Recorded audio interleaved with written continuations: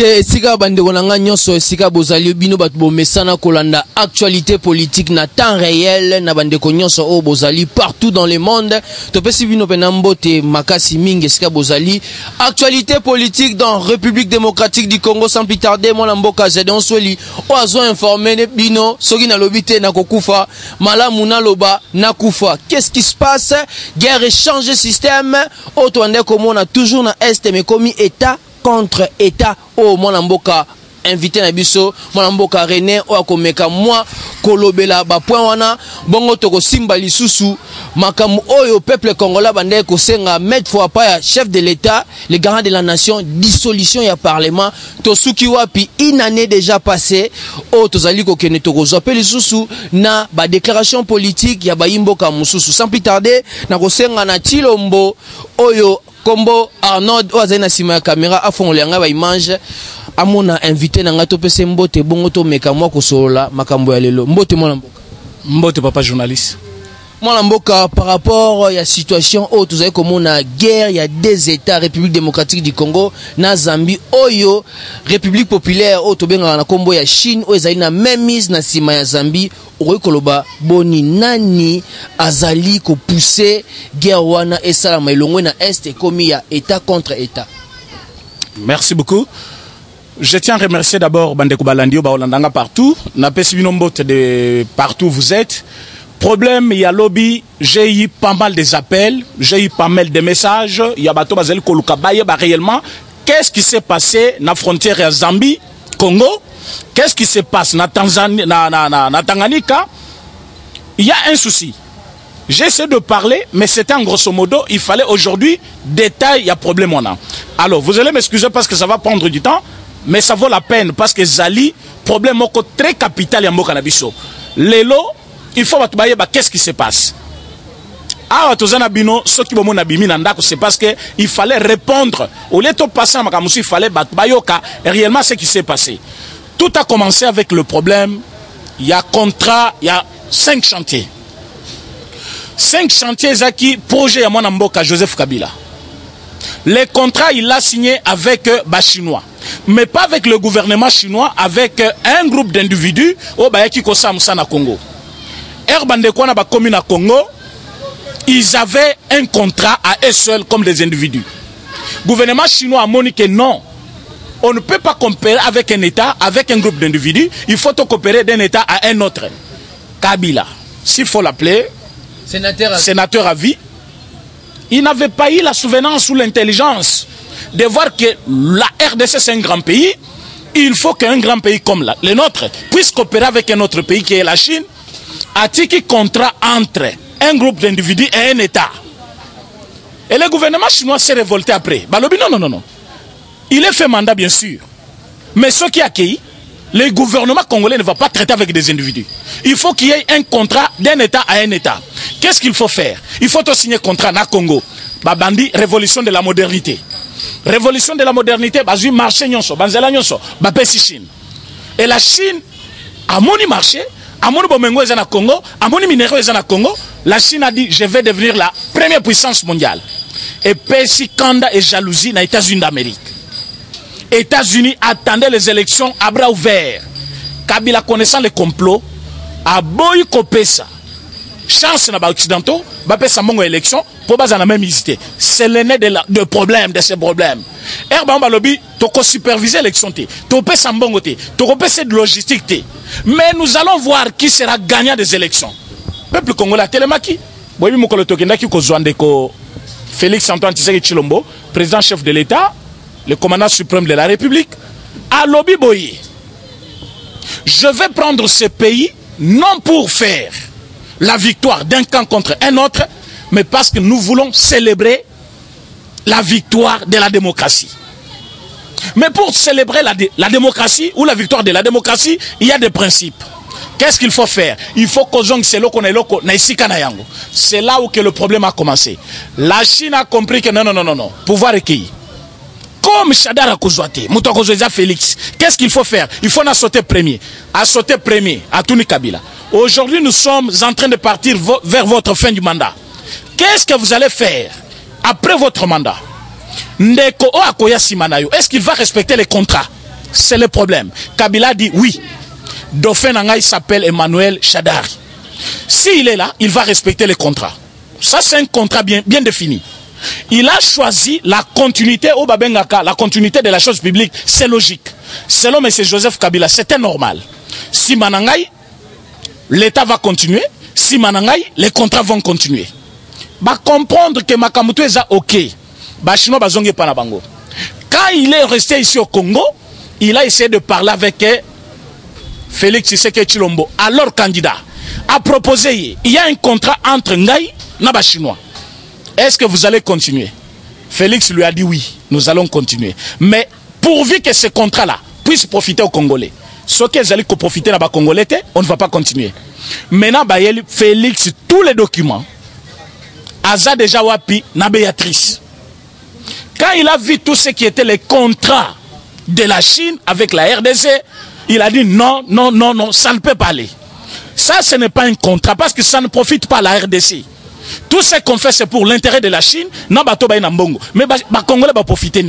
Voilà pourquoi moi, je ne vais pas continuer avec ces contrats. Abaré. Chine a une délégation.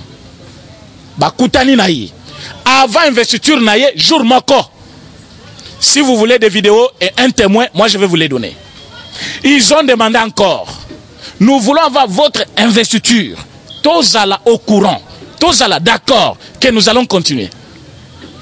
Il les a dit, je suis président élu et non investi. Je ne détiens aucun pouvoir jusque-là. Vous attendez après l'investiture, je vais vous dire ce qu'il faut faire. Très intelligent, merci pour cet acte. Ce qui a répondu à Kabango avant, tu as évité ceux qui jouent en même investiture et l'Ingaselem. Parce que les Chinois sont prêts à tout. Ils avaient déjà beaucoup investi, ils ont déjà Kabila. Ils ont sécurité, soutien à Bango, et à la fin, à dribbler Bango. Bayoka Kikanda. Et une fois que tu sais qu'il a investi le 24 janvier 2019, à ABC Bango clairement, je n'ai plus besoin de votre contrat. Je vais choisir un allié de taille ou à Kolinga pour accompagner Vision Nangaï par rapport aux intérêts du peuple congolais. C'est comme ça que l'Amérique a sauté premier à l'objet. Voilà. Je rêvais ça fait longtemps. C'est le moment. Nous avons la première puissance mondiale. Mais la Chine est tout proche de moi. Mais si aujourd'hui je ne fais pas attention, n'a qu'à perdre la première puissance mondiale. Amérique a eu celle qui sauté parce qu'elle n'y biso. Amérique a eu celle qui Congo parce qu'intérêt n'a pas Isali. Yango Ibisi Félix Alobi, c'est le moment. Je vais te soutenir sur tous les plans. Mais voilà ce qu'on va faire. À proposer sur le plan de l'armée, Tozana ba généraux baza sous sanction. Je ne vais pas travailler avec eux. Ba signer. Sur le plan politique, il y a des gens qui sont sous sanction. Oyoko travailler na bango par rapport à la coalition Bokosana Mutoyu. Mais je ne vais pas les engager dans Makambo et Talingaï. Ba signer. C'est pourquoi mon équipe pour la nomination. Il y a ministre. Oui, nomination à ministre et Zouakitan parce qu'il fallait avoir bureau qu'on a nyonso. Mais le chef de l'État, qu'est-ce qu'il a fait? Dans ce problème, il faut que Sanga Mato place en Boyoka. Parce que occupation zambienne. La Zambie n'a pas une armée qui peut faire face à la FARDC. On nous dire que la Chine est en cima. J'arrive, il faut que les Congolais, parce que message n'a vu. Donc je me réveille le matin avec plus de 1500 messages. Je vais répondre à qui? Il faut Bayoka, Likamona Zoloba. Ils ont envoyé des messages. Nabato Bazan aux États-Unis, parce qu'il y a quelqu'un qui m'a dit, est-ce que la Chine, pour faire la guerre à la RDC, il faut passer par la Zambie? Oui, monsieur. Azali, la Californie. Les États-Unis, la Californie, il m'a écrit, on a discuté pendant 1 heure. Je lui ai dit que la Chine doit passer par les canaux de la Zambie parce que la Chine ne peut pas nous faire la guerre. Sur base de quelle raison? Mais Azali qu'on faire guerre à un individu, or cette guerre entame directement le pays, Yango, pourquoi il a choisi le canal le plus facile? Qu'est-ce qu'ils ont fait? La Chine a dit, comme l'Amérique a sa place, qu'on faire guerre à Félix, directement j'entame les États-Unis. Oh, les États-Unis aussi, bah côté que l'anga est tenté.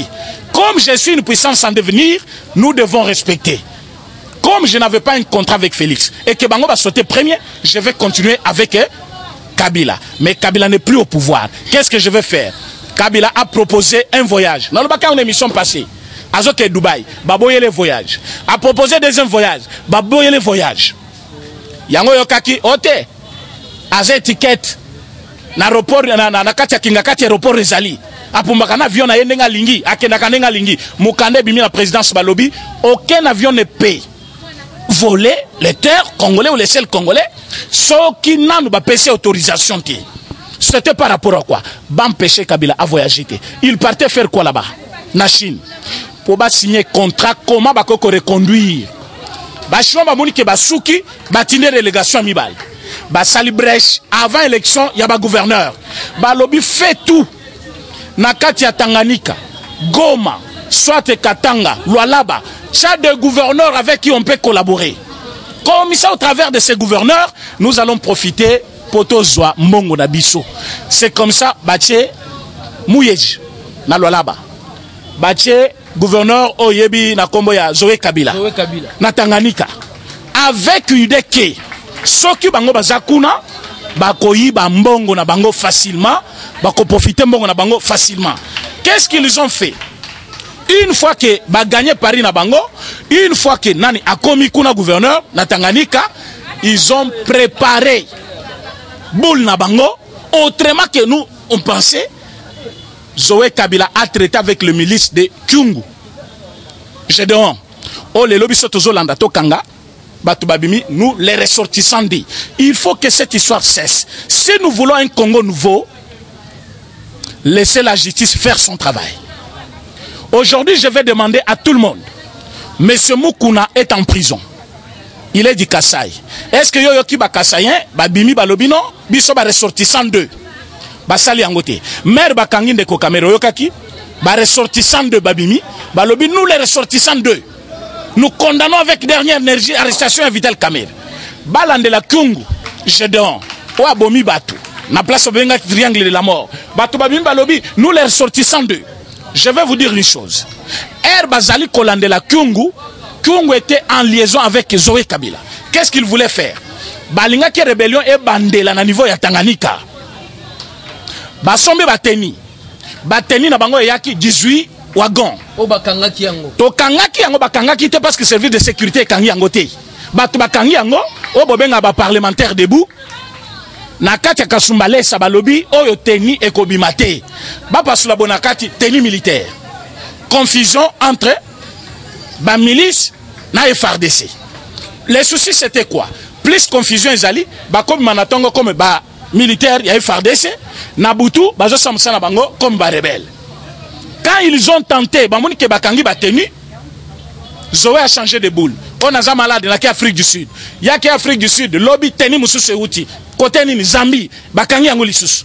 Mais je me demande si cette justice, comme obete la maboko, est réellement vrai. Si cette justice est normale, Zoé Kabila ne pouvait pas être dehors. Bateni on a mis balé auto kangi na Kasumbalesa et zana ba symbole ba signe nyonso. Il fallait que l'État se saisisse du dossier. Batuna teni utiwapi qui avait commandé et ça fabriqué na pays nin qui a reçu l'argent. Yango, je remercie d'abord la justice ndenge bakangi directeur Yarao Bank malgré ba PC liberté provisoire parce que na canal Yarao Bank mbongo beleza ki kobima et zo zonga na mboka libanda. Maintenant aujourd'hui Zoé Kabila il a vu que, va comprendre Boulnaye, comment il faut anéantir Félix à former milice Amibal. Lobby vidéo et bimaki bomonaki yango. Na vidéo on a qu'est-ce qu'il a fait? Un gouverneur depuis quand? Un gouverneur a quelqu'un inspecteur armé depuis quand? Un gouverneur. S'il peut collaborer avec le gouverneur, le gouvernement provincial, l'inspection provinciale, le général provincial ou bien un inspecteur provincial. Mais depuis quand un gouverneur a des quotas dans un camp militaire, a inspecté les militaires, après ça bango ba ordre, et puis et les chefs de l'État toujours silencieux. Azo que même plus loin, azo recruté, ba jeune ba quota en armée, un gouverneur. Ce n'est pas de la compétence d'un gouverneur.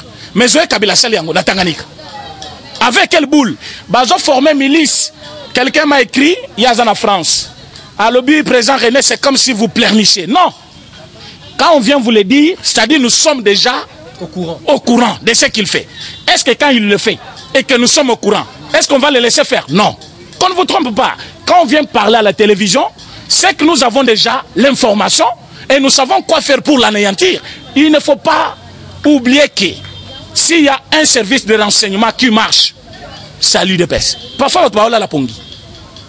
Mobutu pouvait faire quelque chose la nuit, na 6 heures, à Yoki Yango Batouba Lobango, ou à Parlement debout. Kabila est venu aux forces communes. Na tongo ba yebisie forces communes des Amaloko. Na buto sali kamu na tongo ba yebisie Congolais pimele nyonso. Même formation à Rosanangwa tout moment. Maintenant quand ils ont recruté batona ba koti ba en armée, ba kimisi je donc Kyungu na Katanga. Azawapi na Tanganyika. Maintenant na niveau à Tanganyika, bazali conformer boule na bango. Boule na bango ezanini ba attaquer maintenant Congo au travers la frontière de la Zambie et comme que Zambie a la guerre. La Zambie ne nous fait pas la guerre. Toza le problème na Zambie, j'ai expliqué hier, problème Toza Nango, c'est la Chine qui a instrumentalisé l'armée zambienne par le canal de son président. Président zambien a eu 2 fois au Congo. Il a parlé de la volonté de la Chine de coopérer avec le président Félix. Le président Félix a dit, j'ai déjà un allié de taille, c'est les États-Unis. Mais je suis ouvert à tout le monde. Quiconque veut travailler avec moi, qu'il vienne. Ceux qui chinois linga travailler nangai. Je vois qu'il y a l'intérêt du peuple. Je vais travailler. Dis-moi dans tout le pays du monde. Boye bisanga kombo ya mboka oyo Chine déjà kenda a développé yango et comme mboka ba betela maboko. Un seul pays, citez-moi. Lequel? Quand les Chinois viennent, premièrement, bazo yiba d'abord. Mabele, bayebi minéré, bayebi nyonso bakena bango. Comment quelqu'un qui a un mandat de 5 ans peut signer un contrat de 30 ans? Bon, il a signé pour un pays, c'est le pays qui a signé le contrat ou c'est un individu qui a signé. Mais M. Kabila a signé un contrat comme individu, avec aussi des individus, mais il engage l'État. Maintenant, l'État, on examine, l'État congolais. Quand il sait qu'il vient... Est-ce que vous dirigez ensemble? Non, il avait signé, on n'était pas ensemble. Aujourd'hui, maintenant, nous sommes là. Nous avons découvert que la milice n'a pas formé qui, qui connaît le nombre. Il y a des soldats au Kabila Formaki. Personne ne connaît. Allez-y même là-bas. Dans niveau, il y a comment on appelle? Même dans le ministère de Défense. Demandez au ministre de Défense. Nombre, il y a des soldats au Koutaki na Congo. Ba formé bango na mboka nini akoyebi sauté. Pourquoi babenga bango Moura? Qui connaît? Personne ne connaît. Baza qui formé na mboka babengi Moura. Mboka ngweza territoire moko ya nani province ya nani quand on va vérifier d'abord l'endroit où batu basali formation, on ne trouve ni un bâtiment, on ne trouve ni une salle de formation, mais oh bauti formation wapi on a na Moura yango ba pesa ki bango kombo ya Moura nombre na bango eye banate donc nombre ya oyo bayela bino na Kinshasa na nombre ya oyo bakota na Zamba eye banité donc lelo tango batu bayaki o Tshisekedi mais Kanga Kabila, qui politique. Les gens ne connaissaient pas la politique. Kabila avait déjà miné partout. J'ai l'information pour Mukuna. Il m'a dit tout. Quelqu'un me dit, beau recenser prison. Beaucoup dans la prison à Makala. Beaucoup de gens bazala condamné ni accusé ma bazaka na Makala wana.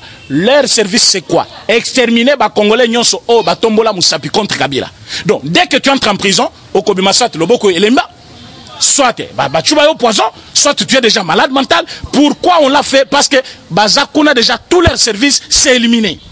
Il m'a donné même leur nom, comment on les appelle. On a la télévision.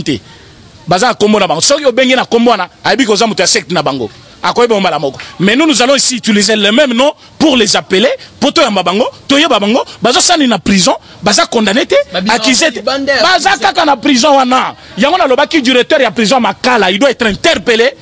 Jugé, même écarté de la prison, directeur général Makala. Qu'est-ce qu'il fait? Quand quelqu'un est en prison, il doit se plaindre que non, il qu'on s'apporte dans la prison. Est-ce qu'il y a la sécurité ou pas? Quelqu'un déjà emprisonné dans sa cellule, il doit se plaindre que il qu'on s'apporte. Non, qu'on s'apporte.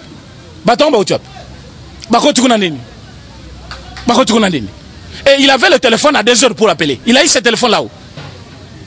Si nous a appelé, c'est-à-dire à loin la chambre naie, abimi poya kobenga. Et ça na centrale, oh tika ka téléphone, so lingo benga ko ya futi mbongo bengi, mais quelqu'un est déjà en prison. Bazon ningi support daï. Babo ki gaz na se. Donc la prison n'est pas sécurisée. Raison pour laquelle la salle qui crise. Voilà, c'est ce que je vous ai dit. Kabila avait une milice bien spécialisée. Pour n'abord bazaki na besoin ya sangoyo. J'ai dit que l'armée zambienne, selon le classement de l'armée africaine, a occupé plus de 10e place après nous. Bayebi que soit le problème na FARDC, bakosuka. Alors l'armée zambienne ne peut pas nous attaquer. Celle qui nous a attaqué, c'est une armée chinoise qui utilise à lancer un cri d'alarme. Président Félix est déjà au courant de tout ça. C'est que je vous dis, beaucoup quand on a médias, parfois après 2 mois, c'est que moi je vous dis. Parce que dans le Congo, les informations officielles sont toujours en retard. L'armée zambienne ne peut jamais faire la guerre à la RDC. De deux, pourquoi la Chine utilise la Zambie? C'est la porte de sortie la plus facile pour la province de Tanganyika, Lualaba, Ituri, partout là-bas, province Mususu. Partout, qu'on exterminer, qu'on extraire minerai facilement, il faut que le gouverneur soit d'accord. Est-ce qu'il peut refuser minerai Bimate? Il est d'accord.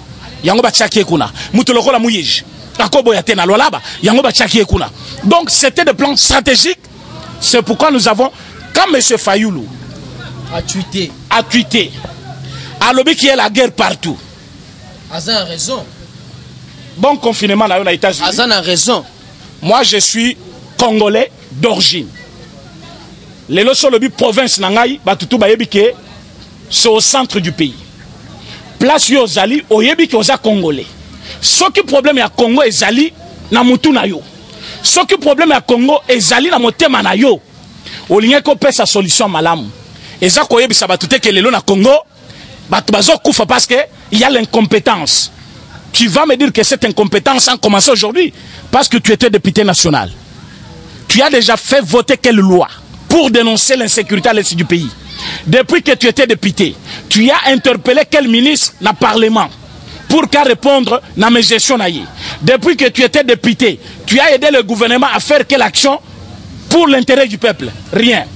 Aujourd'hui, tu es président élu, comme on t'appelle président élu, mais confiné. Le président n'est pas confiné. Tu es président de minute à côté de librement. Guerre aux Zambie, ce n'est pas la Zambie qui nous fait la guerre. C'est la Chine derrière la Zambie pour vous dire que na tweet nayo, au lieu de donner une solution, tu accuses les faits, place moto et ça déjà aux autres chamafuta. Donc au ligne Congote, guerre et ça na ST, ce sont des groupes de rebelles. Oyo bazali copier minéré na biso, ba créer guerre, ba yibi minéré, ba tindiki kuna. Muto alingi Congo lokola Tshisekedi jusque-là. Ça je vais vous le dire. Je vais vous le dire. En toute franchise, Moutoualingi Congo lokola Félix Tshisekedi na minute azate. Ça je vais vous le dire. Vous savez pourquoi Tondimaki Kabila na bisoto coalisé tout ça le gouvernement moko Bolingwa Congo. Kabila avait déjà préparé une guerre. Une fois na lungwe pouvoir, wa kokota ko sala inanete. Kamere bato bazo kangaya illégalement. Oyebi kamere na mutu na ye, base ba yebisaki ye. Tshisekedi akosi c'est inanete. Ne fais pas l'erreur. Yakofanda kuna ulali pongi. Eriango zwambongo. Tshisekedi akosala inane au pouvoir te. Bazo bomaye. Azo bazoba. Ayebi le côté. Atangate. Aza le côté. Tango bayebise. Caméra lobi non, c'est le moment. Qu'est-ce qu'il faut faire? Imaginez-vous, pour na bazo landa dossier te. Mbongo ba pesa ki pona logements sociaux. C'est-à-dire banda ko préfabriqué. Mbongo nyonso ezali 57 millions.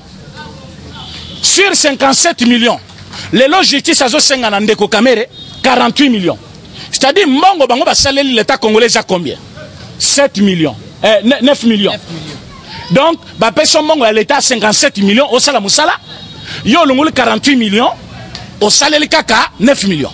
Parce que na justice lelo bazo réclamer na justice 48 millions ya l'état au ndeko kamere. Nadjamar, il faut bazongisa. Sur le total, il y a combien? Il y a 57 millions. Donc, bah, 57 millions, salam sala à l'État, yo l'ongulan 48 millions, ou tiki kaka 9 millions, ne osali musalan. Ata yomoko. Donc, Azaki na idée na mutuna eke Tshisekedi azate à cause de la pété. Après, il n'en est pas quoi éliminer. C'était Boulia Kabila avec Batunaye. Alors, bah, yo kanaki nengenin. Il va être là. Étiquette. Ponanin. Premier ministre Nabiso. Ministre de la Défense Nabiso. Président de l'Assemblée Yabiso. Ba ministre Belé Yabiso. Ezaki plan déjà conçu. Mais babo saniki. Mutozo mona zolo bate. Dans la langue française, il y a une expression. Baloba kaboy. Dans le silence, tout le monde est intelligent. Pour découvrir la faiblesse de quelqu'un, il faut le voir parler. Quand vous voyez quelqu'un fendu, oh c'est un génie. Ma fongola kambanga na yo kabilo kezobima, on comprend que vide na mutu. Donc quand vous voyez Tshisekedi fandi boy, balobi oyo pena, oyo tokosakana na ye tokolemba bayebisi bango voilà plan tokosala boy complot esili basali complot na bango bamoni ya ça ne va pas. C'est comme si makambo ekomi kokoma matata bapesi chance muke anesilaka te esa nini esili caméra lobi c'est le moment récupérer mbongo nyonso bakenango. Il fallait silence à chef de l'État. Il fallait lanterne à une exécution. Il fallait tika bango kangi bangote poto koma lelo plateau komi. Au moins qu'on basuki. Gouvernement zokweya. Parlement izobunga. Le premier ministre démissionnaire. Lelo azaki na Sénat. Bato balandi télévision lelo bayoki. Ba interpeller. Ba senge quelque chose. Qu'est-ce qu'on a demandé? Allez-y comprendre ce qui se passe. La Cour constitutionnelle notifie à Madame Nenen Koulou, à lobby na ye Madame Kobanda Lelo, AFDC a Obisoto Yebi Eza Lukwebo, Bahati. Yo nengo zawana, ozali sous député te, papa. Il n'y a que des Congolais à Fandi Kaka, à Zingu Baboya, Bando Finga Zoba, Amélie Likaya Zoba, à Zangi Transport Zoba. Bozo monate comment on est en train de diriger ce pays. C'est l'intelligence la plus totale. Quand Batubayaki, Bazaki n'a besoin, à Zouikaka pouvoir les lots. Lobe Kangi Kabila, à Kangi gouvernement, à l'Ungri ba généraux, à Lingaka Salata des jours té. Pour IDP Soyo, Mundu Kité, Batouté, Sobabaki Gagazboui, Bakimi. À Linga Bunana Banani, avec l'armée. Armango, Oyebi nombre à Basodate. Tala Est-Wana. 300 groupes rebelles. 300 groupes rebelles. Na 4 Est de la République. Chaque groupe à Kokozalana 3000 soldats. Mais Tozana 300 groupes rebelles dans l'Est de la République. Non identifiés. Mais tout le nombre de policiers, na soldats, bazakuna combien? 12 000. 12 000 soldats. 12 000 soldats. Bataillon, moi, je comptais 300 soldats. Tant que y a 12 000 contre 300 groupes rebelles. Au Kobunana combien? Il a fallu chef de l'État. Guerre Kokaki Kosilate avec général Kayimbi. Oh, Koufi, paix à son âme. Moutoza, chef d'État, major, général adjoint, chargé des renseignements à pays, mais à chef de l'État à l'écoute. Information, on a chef de l'État à Tinda Kangwapi. Guerre Kokaki Kosilate, c'était. Il fallait, tu sais, qu'il y a Fanda à comprendre Bango. C'est ce qu'il a fait. Après quelques temps, il a compris, ah non. Bah, traître basé belé. Alunguli Kayimbi lelo, lobby va coûter à Koufi. Pourquoi Koufi? Il fallait qu'il donne l'information. Pourquoi Koufi? Basouki n'a été, pendant qu'on attendait que lui continue à donner l'information, lui s'est exposé. C'est ça qui s'est passé avec Kayim. Mais Félix a compris, chef de l'État. À l'objet, je vais envoyer maintenant 12 000 autres. Bazaki 12 000, à Bakissi 12 000. Combien? 24 000 soldats. De la République. Mais ça n'a pas suffi, malgré Atindi Bongo, parce que 300 groupes rebelles contre 24 000 soldats, c'est petit. Mais il fallait encore ajouter. Il faut ajouter, mais on va ajouter comment? Bon, il y a 400 policiers de la République. À la titanie, ma salle formation, à 600 formation, ma salle a déjà comme policier. Ministre de l'Intérieur, Gilbert Kankon, place aux Alpes, je te demande une chose. Va restructurer armée Moubimba Kobanda la police, va comme un FRDC, va déplacer tous les généraux. Merci aussi à chef de l'État, tous les 51 généraux. Mais quand je regardais ces gens-là, 51 ans, retraite, oui. Qu'est-ce que tu as fait depuis tout ce temps que tu es dans l'armée? Banda aux général, au Salané. Yango Mboutuana. Azaki parmi Bilombe, il faut compter en Afrique. Pour toi, comme un général, il faut ça la preuve d'une bonne formation militaire, à Outa quelque part, à la guerre, bah comprendre qu'il est compétent, bah tu es général. Oh, il y a général, oh, Moukouna Lobi Mabe, général il y a 27 ans. Yo sommes général à 27 ans. Chef d'état-major général, 27 ans. Au dirigeant arménien, oh, Moukouna Lobi Mabe. Non, nous avons des généraux à Bundate, à Tangapete, mais général à Kosalanine, à Tangate. Ayebi technique de guerre Agosanine général, Botier général. Le chef de l'État fait un effort. Il y a qu'on restructurer bateau en attendant d'abord 51 ans à économer ba généraux ya sika. Tant à économer bango mena. Makamle toto zolo ba ya guerre ya Zambie. Et Kosila la milite. Comment Kosila? Quelqu'un aussi m'a écrit qui a trop pleurniché, il fallait donner des pistes de solutions. Un dossier si important et sécuritaire. On ne donne pas de solutions à la télévision. Papa, qu'est-ce que vous me demandez? Donc, n'a pas ce plan technique, il y a un armée, dans la télévision. Non, on ne donne pas. Il y a un niveau armée, et côté qu'elle a toujours secret en armée, tu as une télévision. Pourquoi? J'ai reçu deux fois les appels de Rwanda.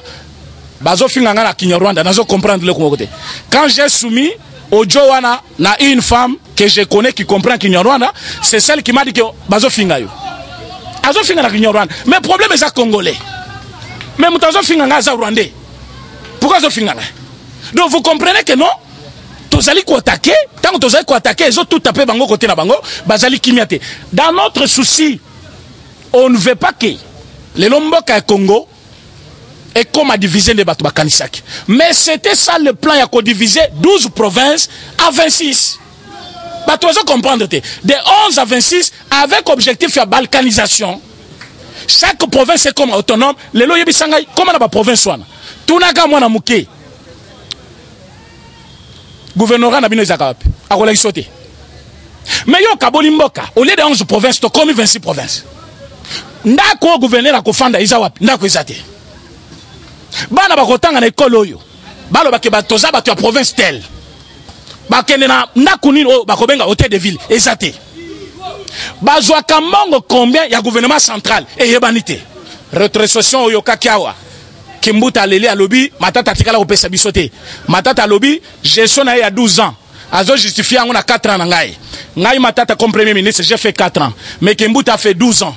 Yazo senga ngai rétrocession na ngai nde sali ka diriger Kinshasa bien te. Est-ce que c'est un problème na ngai? Bangomi balba fundani. C'est ce que nous sommes en train de voir aujourd'hui. Bahati a écrit na cour constitutionnelle a lobby que selon la loi FDCA et la plateforme d'Angaï. Bah, sa signification FDCA, c'est quoi? FDC, parti politique et allié. C'est ça A. Mais Nene Koulouati Kalinango, Azali ko répondre par quelle qualité? À la présidente qui engage directement la plateforme FDCA. Aujourd'hui, cour constitutionnelle, vraiment, Zambaza Monen a fait ses réponses. À lobby FCC, cash, et Zali la plateforme électorale. J'avais parlé de cela en janvier 2019. Félix Tshisekedi aussitôt investi comme président. J'ai dit que majorité parlementaire ils ont un parti politique de mon côté. Allez-y lire la constitution. Constitution et lobby boyé. C'est le parti politique qui obtient plus de majorité absolue qui détient la majorité parlementaire. Mais peut perdre à celle majorité. IDPS à celle majorité. MLC à celle majorité. Mais tout le monde a tongo boye, autre majorité est FCC. Mais FCC Zanine, regroupement politique ou non? Plateforme électorale, oui. Ça ne peut pas voir la majorité. Mais comme Félix avait l'idée que ce qui a boyé les bango, bakotia trouble. Azakina nous sensible, ayeba ki ba dossier en bokate. Voilà pourquoi tant a eu pouvoir a misal plus pire que Zoba. O alungola ba généraux alobi batika lawana. Alungola ba DG alobi te batika lawana. Anome gouvernement c'est alobi batika lawana. O ministre aboy ko signer ordonnance na yo lungola alobi tika ye botika ya fanda. Azaki kozwa bango yide azui bango yide. Lelo Premier ministre va démissionner. Le gouvernement va tomber. Mais tu sais qu'il restera président. Ce que je vous dis, Lelo, Bokangadatia Lelo, vous verrez qu'on ne va pas passer par dissolution du Parlement, mais parce qu'aucun parti politique n'a eu la majorité politique, majorité parlementaire. Qu'est-ce qu'on va faire? On va notifier le Premier ministre qu'il a été nommé illégal. Les chefs de l'État ne tombent pas dans une infraction. Parce que vous ne voyez pas que ce chef de l'État nommé qui m'a dit, il n'y a pas qu'aux alentaments. Non! Allez-y lire les cours de droit constitutionnel quand même. Premier graduat, deuxième graduat, au comprendre ma camon nazolbo. Moi, nous avons un premier graduat na l'université catholique, ou à l'université de Kinshasa, à comprendre ce que j'ai dit. Dans le droit constitutionnel, tout est clarifié. Ce qui chef de l'État a nommé Premier ministre au sein de la majorité, c'est légal. Mais quand la Cour constitutionnelle notifie maintenant le plateforme politique à lobby, plateforme wana ezali électorale et non politique parce que dans un agrément à mon côté où est-ce que FCC et sa plateforme politique. Bon, depuis que la Cour constitutionnelle Azaki wa puis potoko madana une année 6 mois a notifié makambo zali koloba. Voilà pourquoi il fallait chef de l'État nommer Baji Jassika. Baji a nommé jugement qu'on a Cour constitutionnelle, a nommé jugement qu'on a Cour de cassation, a nommé juge dans le parquet général et c'est là qui par rapport il y a besoin. Tamba komi kuna ba révolutionner makambo. Na mukanda basali balobi boye. La Mouke est sa plateforme électorale. Cash est sa plateforme électorale. FCC est sa plateforme électorale. Aussi longtemps que parti politique, mon côté c'est la majorité absolue. Dans niveau, il y a parlement. Donc, aucun parti ne détient la majorité. D'où il fallait, chef de l'État, recourir par la nomination d'un informateur. Mais comme on n'a pas nommé l'informateur, ce premier ministre que vous voyez est appelé à démissionner selon l'arrêt de la Cour constitutionnelle. Et puis, parce que j'ai lu beaucoup de messages à l'objet de président René. Ce qui est l'eau, bon, l'objet qui est nommé premier ministre et Azali démissionnaire, sache que même votre présidence va tomber. Je vous réponds encore. J'ai dit que le premier ministre sera démissionnaire. Pourquoi?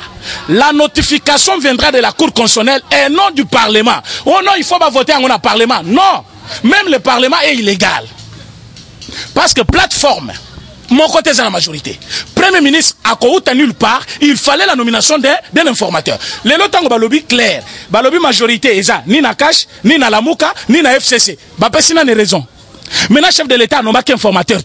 Quand on notifie directement le Premier ministre, c'est-à-dire le Premier ministre tombe et le gouvernement tombe. Quand le gouvernement tombe, la majorité qui avait amené le Premier ministre tombe. Moi, Mboka, président René, par rapport à propos, il y a informateur, bien que les lots comprennent déjà, Congolais se comprend déjà que ce n'est pas l'FCC nem tazali majorité parlementaire. Pambate ba tilukwebo azu déjà makamna nyonso ba député au bazaka na ngambo ya FCC na ba ministre au bazakena na ngambo ya FCC ba kolongwa. Est-ce qu'il y a les lots qui battent le Kwebo avec travailler na Félix Tshisekedi qui est le président actuel? Beaucoup ont accepté et l'Okwana pour gagner la majorité parlementaire, pour avoir aussi beaucoup de ministres au sein du gouvernement. Merci beaucoup. Oyebi soki ndeko Martin Fayoulou a limaki la main tendue de Félix Tshisekedi. Ndelelo FCC zandenge zaboite. Ce qui ndeko Fayoulou avait dit, attaque bato bazolo ba ke pouvoir eza ngai oyibi yango. Mais pour l'intérêt du peuple, nandimi yoza la tawana. Même la Bible nous enseigne. La femme a dit, olie okata mwana na ngai papa. Tika mwana na maboko ya mwasi oyo ya ndumba. Na mona ka mwana na ngai vivant. C'était le cœur d'une maman.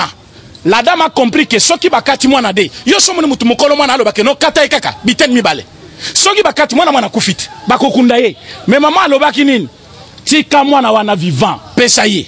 Comme alobi mwana eza mwana na ye pesa ye na mona kata ye pa na ye.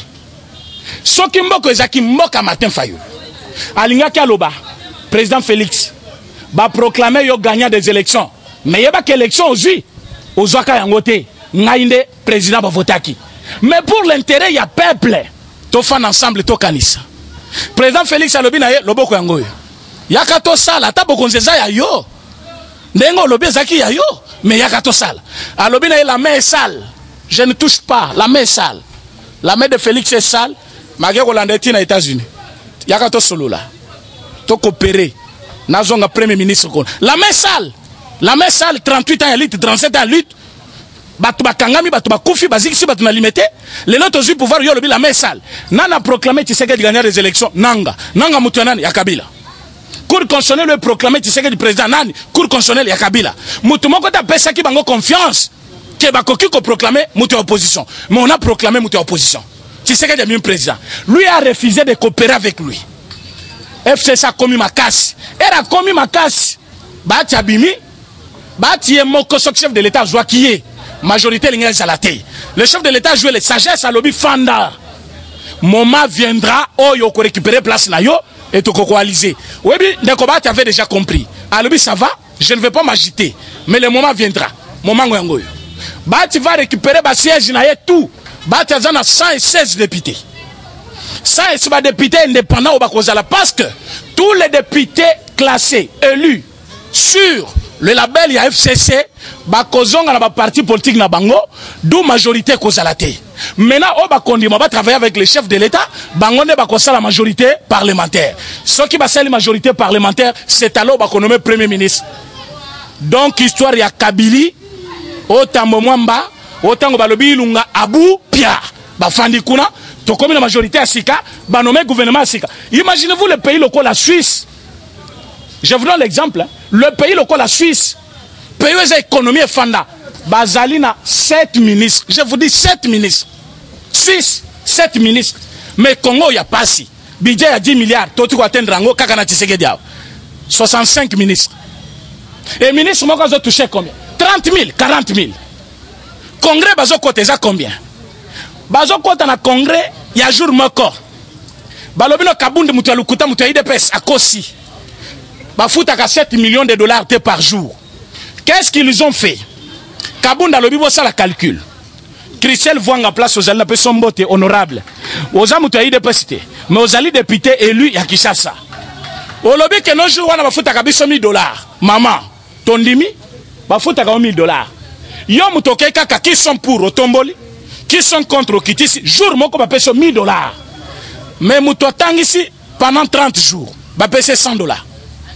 Muto ke ko bundela école pendant 30 jours, bah foutez $80. Mais yo mutoke kuna kaka qui sont pour na congrès jour moko, ou na télévision hote to zoake belete, to zoaka $1000. Maintenant qui dit la vérité na zoko sana 7 t'es éclaircir nos peuples congolais par rapport à 7 millions. Oui. Quand tu prends $1000 par député, fois 500 députés, vous avez combien? Quand vous prenez $1000 fois 109 sénateurs, vous avez combien? Quand vous prenez toutes les chaînes de télévision oyo ensemble à Bengaka par jour pour un jour wanakaka aux a combien? Ceux qui congrès wanesili bakota na restaurant bango biso peuple té ba sénateur ba député ba kenda kolia après congrès wana ba liaka combien? Nyonso wana tango ba toucher yango bazongi na banda kuna bango député yebisa yo voter nga ya peso polo. Mais ya kay kuna na congrès à jour moko ayeko biso ba pesa nga $1000 izamuke. Pourtant $1000 o yazozwa yo pozo yango ko beta inane. Mais un jour, je suis au congrès, je paye $1000. Je suis zamouké. Maintenant, je suis à lobby. Non. Tu as le congrès ça le matin. Parce que le congrès ça la maka. Tu dépenses à Kambongo belé. Allez, tu as motion de défiance. Pétition initiée par Jean-Jacques Mamba. Jean-Jacques Mamba, c'est député, il y a eu deux PES. Il y a MLC. Député MLC. Azali Kofunda, Jean-Marc Kaboun, Moutou, il y a eu deux PES, Azali, l'alliance n'a pas perdu. Maintenant, nous avons la liste ya bateau ba signé pour que Kabound akende, tous les députés peuvent perdre. Nana signé, peut perdre. Nana signé, peut perdre. Nana signé, AAB. Mais finalement, peut perdre na biso, tozali na alliance, ou tobengi coalition. Lelo, bazo senga ke mutu oyo azana alliance na bino alungwa. Bino nyonso bo signé. Après lobi bokoloba no bakanga kabila te tozana alliance. Non! Alliance est athée. Motion ou pétition initiée par Jean-Jacques Mamba, c'est la haine. Les loba congolais n'ont pas bazao. Sotuni bango, pourquoi en 2006 même au pouvoir té? Bakoye biso ke Mbemba muto gagnaki, mais Kabila boto laki. Tango Kabila boto le pouvoir. Ba peuple babima kananzela, balobi Kabila alungwa tozongi solo pouvoir na yo. Phrase ya Mbemba zaki boy na télévision. Loba muto zaki na mboka, même muto zaki na Kinshasa, Mbemba leki na télévision na 6h, ngana la nango 6h. À lobby, moi, Mbemba, j'ai accepté l'inacceptable. Wakobi mananzela akuta nangaye. Merwana Mbemba zaki Mbemba oyo te. Mbemba oyebi ya loboko boye.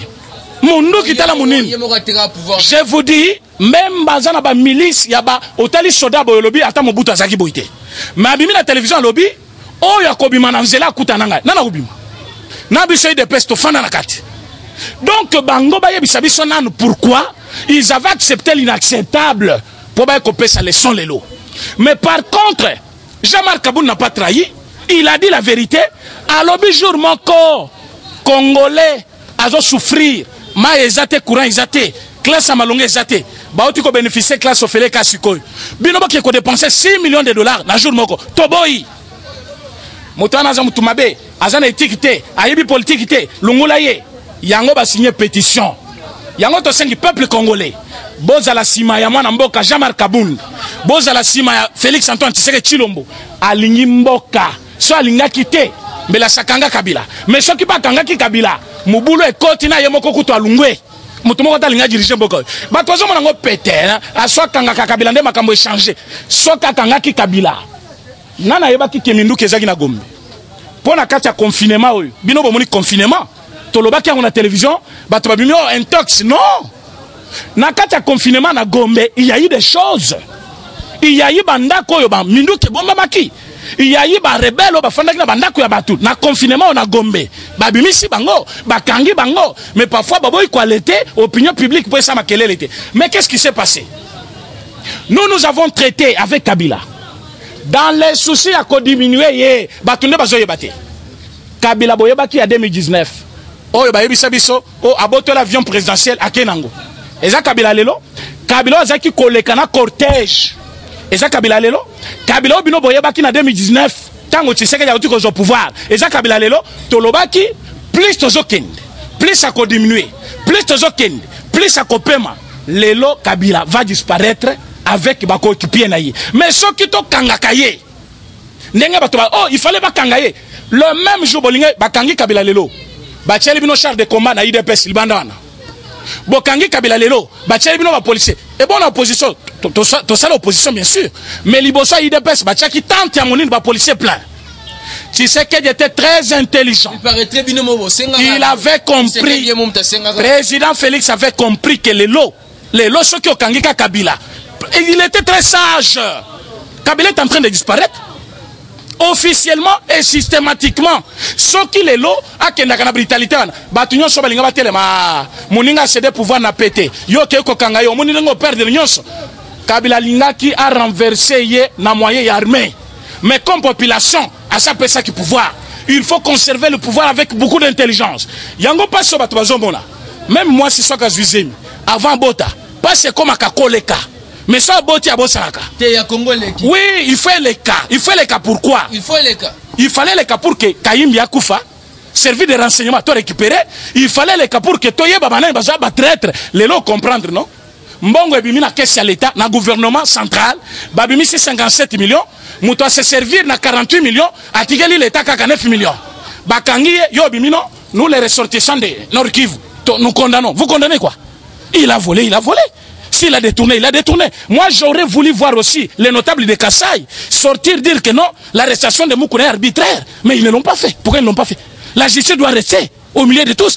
Aussi longtemps qu'on peut préserver les intérêts de Moukouna, on doit préserver aussi les intérêts de Chibola. Chibola est Kassayen, Moukouna est Kassayen. Vous voulez qu'on entre pour qui? Batigali justice à Skatamakam. Soba Kochi Moukouna dans la prison. Moutouazan en prison. Je venais de vous le dire. Moutouazan en prison. Nakatia porte naye. Moutouazan dans la cellule naye. L'équipe apporte une chose, papa, je vais vous dire une chose. Ce qui bateau bazaka na mboka ondenge bazaboye. To ko assister na scène moko oboko comprendre te. Bande ko fayulwana balingi peite. Ce qui balinga kimboka. Balinga basangana na Félix. Technique ezali to ko diminuer bateau. Comment on va les diminuer? Au moment to sali bango na parlement. Malembe basili oh. Non tombe les soboko. Si vous voulez destituer Jean-Marc Kabund, vous le faites aujourd'hui, demain le Parlement tombe, vous tous vous perdez.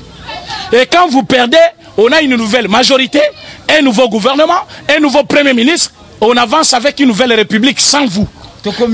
Kokomi pendant suka ya émission na bisoto suka na question oyo par rapport ya procès à mwana mboka Vital Kamerhe Wakanini King oyo ezali le 25 mai oyo kozala lundi ya semaine prochaine mais chose grave mwana mboka président René Yakokamwa son avocat principal est suspendu.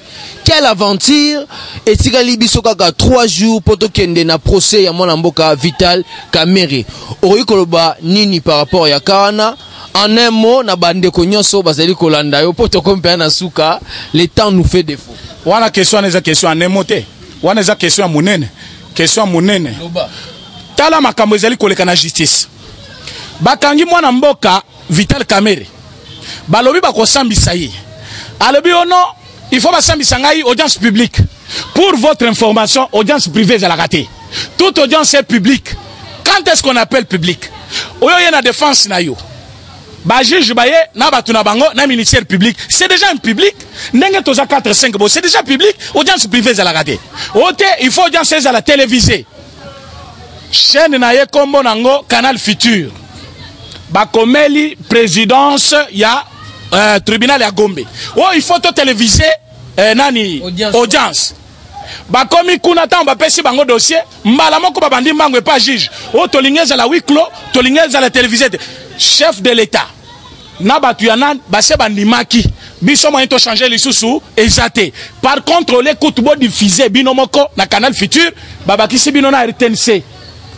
Batu nyonso bayeba. Nino salaki, nini ozalaki, mbongo ya l'État eke wapi. Basambi si mese kamere binomoko bomonaki. Naza jugité. Na lingi ba condamné été. Mais kaka na nenga sambela ki jour wana. Façon na ye wana ko samba. Les longs déjà na yebisi bino. Soki abimi na prison. Ça c'est moi qui vous dis. Naza jugité. Natala ki pe na télévision lokola bino. Mais façon na ya ko samba wana. Mais parce que je connais les droits, je suis de la formation du droit, je vous dis que les loso qui caméra abimi na prison wana, abimi o aza libéré. Je vous dis, eza na télévision, ya sengaki chaîne moko. Mais baba kesilie TV Moussous, RTNC. Oui, mais pourquoi? Transparence c'est ça là. La seule question, ouais, tu es mal à l'aise, batounier.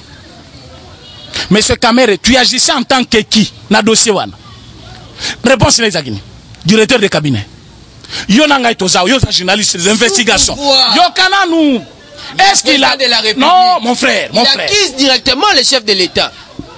Merci. Est-ce qu'on tika Imbo kanyo soba na baza ba intellectuel, mais c'est quand même pas intellectuel. Peuple comme la Zolanda. Peuple boyoka.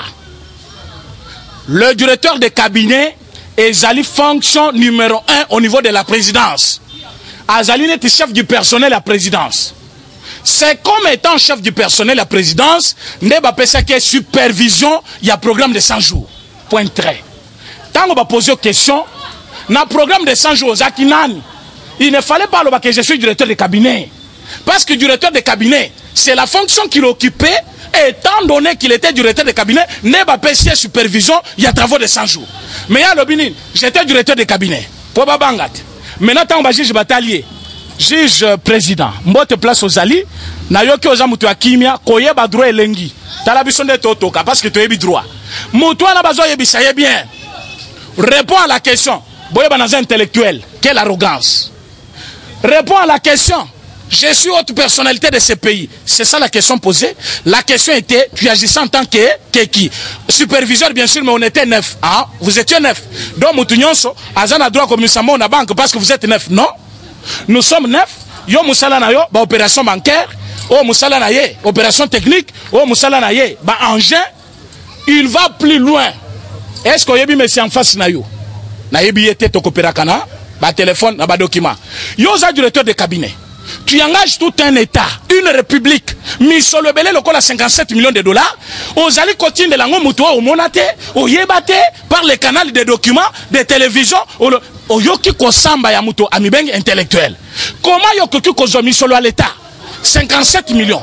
Ope sango mutu onano monate, nano yebate. Papa, escroquerie zanamboko, yokana sisa. Tango batali balobi oyo. Oyo azoko ta prison.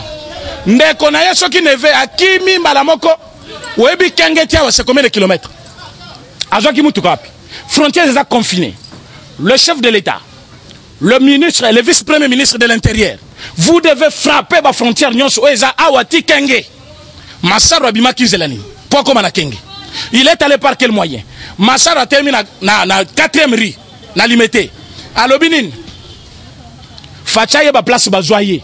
Yoka. Ayeba place bazoyer. Donc muto yaka kozo fachi, pour facha comme yazalaki, c'était monsieur Kamere. UDPS na pouvoir. UDPS dans l'opposition. Je vais vous épingler une petite différence. Tu sais qu'il était chargé des affaires extérieures du pays. Donc il traitait dans le président Nyonsowana Alibanda avant la présidence chef de l'État. Le salon d'honneur Nyonsoyebiwana, il les a entrés pendant qu'il était chargé des affaires extérieures. Il a parti. Yangotango comme président, il avait la facilité à approcher le président Nyonsowana facilement. Mais Moutoye, Wazaki 4e dans l'élection en 2011, a commis coach. Hein? Mais c'est le coach, c'est bien. Les locaux Samba. Télévision, Bazo Talayo. Yebi Saba Namboka. Misolo Aleta combien Yozui. Il ne sait pas collaborer. Son neveu qui avait fui au Bakange na Kenge avec Misolo Aleta 4 millions de dollars. Papa. Les lots n'engo fandi nangabu. Oso toucha 100 000 dollars. Mais comptez 100 000, 200 000, 900 000, 1 million. 4 millions de dollars. Il n'a aucune fonction de la République. Azo Kangapé ba photo, tala l'amateurisme. Et Bobeng est coach à la tête du pays. Azo Zambongo ya l'État, Azo pe sa neve na ye. Bazo Sikombango wana, bake ko sala nango je likopa.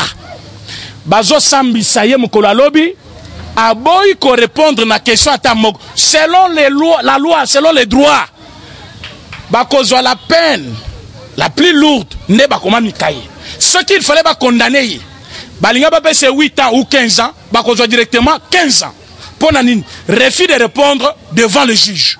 Yé le kola boy ko samba boy. Bakozwa peine ya likolo, ne bakope ça yé à côté prison. Maintenant ce qui ne connaît à côté prison, est-ce caméra kobik? C'est pour vous dire que arrestation à caméra, ce n'est pas un problème avec l'UDPS, mais c'est un problème avec l'État congolais. L'État congolais réclame 48 millions de dollars sur les 57 millions de dollars décaissés.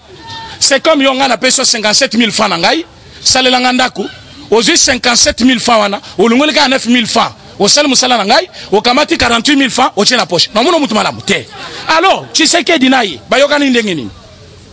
Combo ya eloko wana cap pour le changement. Cap pour le changement, c'est-à-dire makambo kabila salate. Ngai na photo sala yango. Maintenant to komi na pouvoir. Yo mutu fo edenga na servir peuple. O kamati misolonyo si photo sala ngo changement au tien la poche. Ngana bandi obeta maboko, po sinon sona beti maboko te, bande kone ba mona ngam tubabe, batu bakoloba naza ingrat. Non.